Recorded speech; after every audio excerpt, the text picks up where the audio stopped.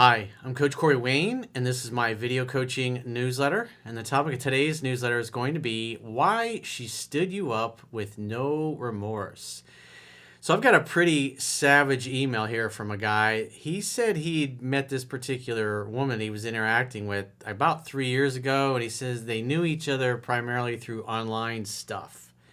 As he put it, he didn't really elaborate on if that meant he met her in the gaming community or what it was, but bottom line is, to make a long story short, he made a date, got an Airbnb. She's telling him how she she's all excited to meet him and hang out. And then he gets there and she stands him up. And then on top of that, she ghosts him. And then he happens to go to Facebook and see that she got into a relationship with some other guy literally 2 days before. And so he's thinking, what the hell? How did this happen? Why would she do this to me? So it just brings up an interesting email, and it's like this one and the video that you're going to see tomorrow is kind of the same kind of things. And this is what happens when a guy doesn't have a lot of choice, doesn't have a lot of options, or he's desperate, or he's needy, or he's impatient, and he wants something now. And what happens is we tend to project our fantasy of what we want, and we, like in this particular case, he's obviously attracted to her. He's in love with the idea of the fantasy of who she's expecting her to be.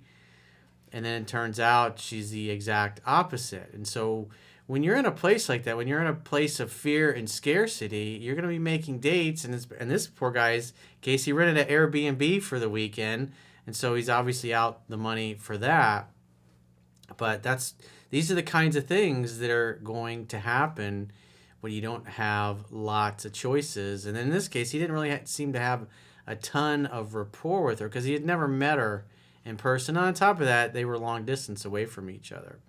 So I got a quote that I wrote, and then we'll go through the email, because this really is just, how do you screen people out effectively? What type of characteristics or actions are you going to see from somebody else that would show that they actually have integrity? They're actually going to follow through on the things they say. And so there'll be some things I'll point out as I go through the email. So the quote that I wrote says, "Good people who are good for you, good to you, and good for your soul are rare and don't come along very often in life. Being around them is easy and effortless and feels natural. The world is full of feral humans who are unhappy, angry, and who try to feel better about themselves by tearing other people down and mistreating them because they are projecting what's inside of them. Don't take it personally. Wish them well and delete them from your life forever." So he says, "Hey, Corey, I've been following your work since I was 19 and I'm 26 now. However, the following cringe story just goes to show that I haven't followed your principles and haven't read 3% Man enough. I have much to learn, and I should have learned it years ago. I feel like this would make a good video discussion." Well, you're in luck, so we're going to discuss it. Because this is what you want to avoid. You want to avoid wasting a lot of time, and obviously in this case, money, on somebody that's just, what is their contribution? In other words, do they have skin in the game? He says, "So this girl I've known through online stuff, like 3 years, brought up the idea of meeting up this weekend, November 20th. So if you've been talking to somebody for 3 years and you never got around to asking her out or meeting up with her and you met through online stuff, that tells me that you're lazy and that you don't have anything else going on to facilitate you meeting the kind of women that you want to meet. A big part of success in your personal life is setup. How is your life set up? How are you going to meet not only the kinds of friends that you want, but obviously the type of romantic prospects that you want? And so you're going to have to think in terms of, where do you live? If you live out in the middle of nowhere, what's your options? Online dating? So something you should definitely consider is, if you're single, is living someplace where there's a lot of social activities, or there's a lot of activities, the kinds of things that you enjoy in your personal life and in your free time. Because it's in having fun in your free time and doing fun things with like-minded people that you tend to meet like-minded guys to become friends with, and obviously like-minded women that you can date. So it's super important that your life, your personal, your professional life, facilitates your personal life. A lot of people don't, because I notice that in my phone sessions that I do with a lot of guys, they haven't really given that thought as to how, they don't give much thought to set up. They might live in the middle of nowhere. They might live in a town where there's not much going on. Sometimes it might require, especially if you live far away from things, you might want to consider getting a studio apartment or a bachelor apartment in a city where there's lots of fun things to do, so you can go out and participate amongst humanity. Or if you're into golf, joining a country club, a golf club. If you're into yachting, joining a yacht club. If you're into shooting like I am, get involved in the gun community. Meet like-minded people who like the same things, and it'll be a great source of friends, new friends, and potential women to date. Because people that like the same things tend to like each other.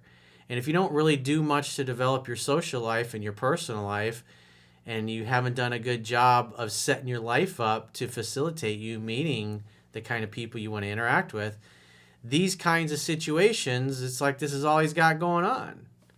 So he's totally in a scarcity mindset. And because of that, he spent literally 3 years talking to a woman, and then she's going to jerk him around.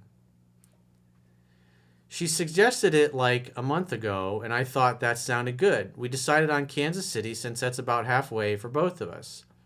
I figured that would be a fun getaway, and I already had the days off from work. So I booked an Airbnb, planned out some places to go and whatnot. She was talking about how excited she was to finally meet up, wouldn't stop talking about that, and all we were going to do. Well, the big glaring thing is 3 years. He knew this girl for 3 years. Way too much time. Way too much time to chit-chat online and not get anywhere. Prior to that, it's like also this time of the year, people get in the holidays are coming, like, I got to do something, got to have a girl for the holidays. So what happens is you think about, who do I know? Call the old exes, people that didn't work out with. You're like, I'll give them another chance. Prior to this, we would video chat, usually on a weekly basis, but sometimes less frequently, usually ending up in online fun times with a smiley face. Online fun times, what does that mean? You're doing video sex or something with somebody you never met? I wouldn't be doing stuff like that. Come on, man. She would often triple or quadruple text me, even told me that she loved me. All right. Let's hit the brakes here a little bit. So you never met this girl in person. You've known her through online stuff. So what does that mean? Was this an OnlyFans girl? It doesn't really say. I mean, I've done phone sessions where guys have gotten involved with women they've met online like that and actually started dating them. But it never works out because there's always something screwy with the girl. But the fact she's triple and quadruple texting him, saying that she loved him, yet she's never met him, it's like, come on. If you read the book, you know that's kind of not normal.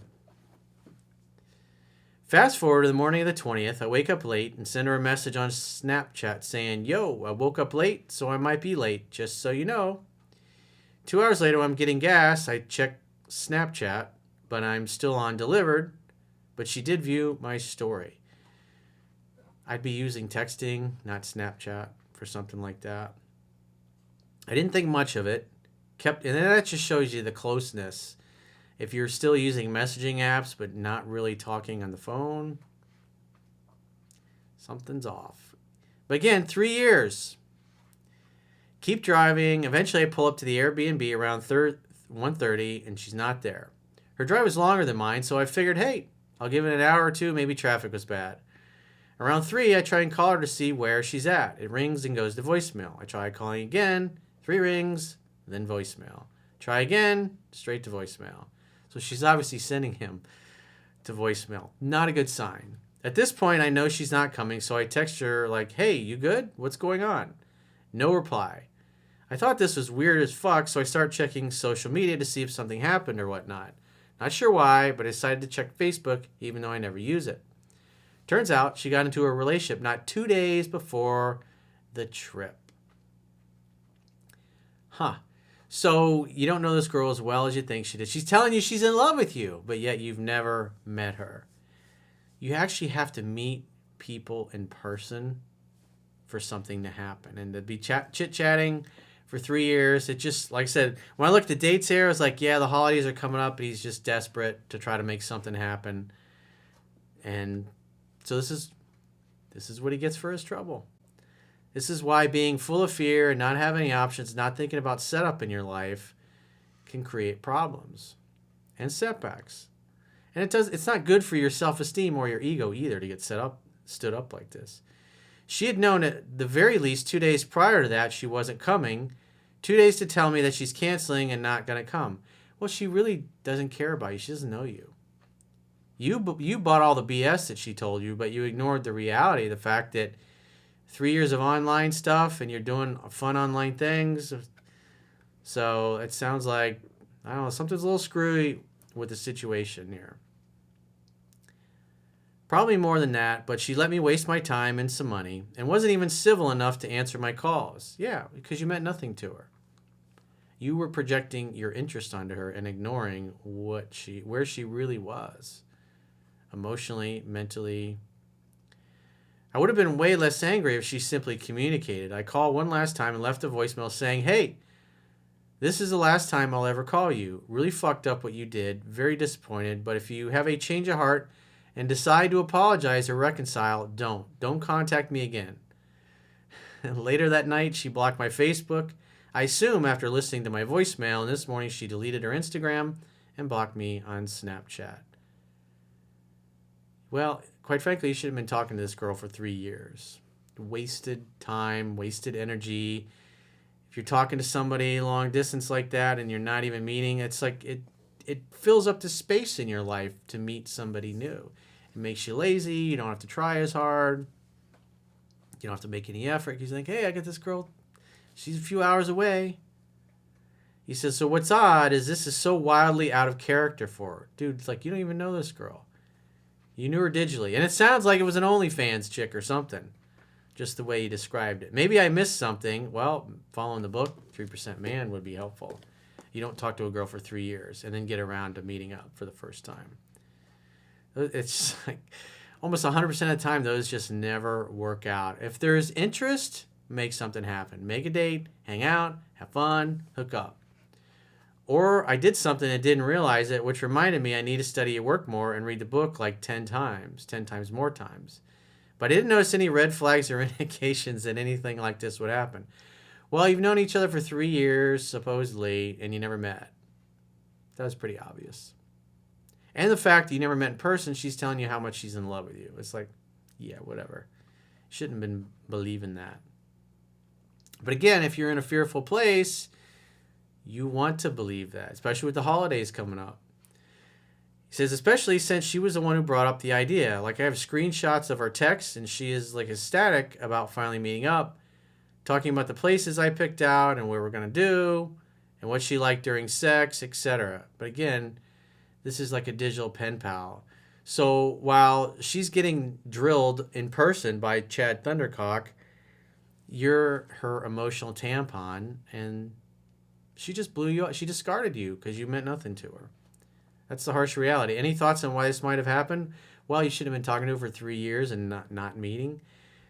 I would have talked for a few weeks at the most. When I've done dated women that live in other countries, usually we end up talking for 2 or 3 weeks max, and then I'd be on a plane.